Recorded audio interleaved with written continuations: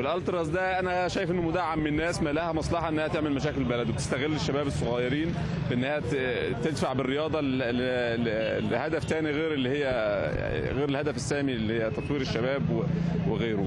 بصراحه اللي انا شايفه ان هم سابوا الرياضه خالص واتجهوا للسياسه، برضو حاجه مش حلوه برضو للبلد يعني. عايزين نعرف الالتراس اساسها ايه؟ بناء ايه القانون بتاعها اللي هي بتبني عليها؟ هل لها لائحه تنظيميه؟ هل هي تبع قانون 84؟ المفروض الالتراس الاهلاوي هو معروف ان هو مشجعي النادي بتاعه، اذا كان اهلي او زمالك، هو المفروض يتجه لحاجه معينه، ملوش دعوه بالسياسه. السياسه ليها ناسها وليها تفكيرها وليها اسلوبها الخاص. طبعا اتجهت للسياسه وده غلط، المفروض تتجه للرياضه بس تشجع فريقها. كل واحد في مجال يخليه في مجاله، لان اللي بتاع الكوره مش هيفهم غير في الكوره، بتاع السياسه مش هيفهم غير في السياسه، عالم الدين مش هيفهم غير في الدين. يعني زي دكتور، يعني انا بحترم جدا دكتور مجدي يعقوب لانه ما بيتكلمش غير في الطب، لان لو اتكلم في السياسه مع انه دكتور كبير ومشهور بس ما بيتكلمش غير في الحاجه اللي تخصه بس.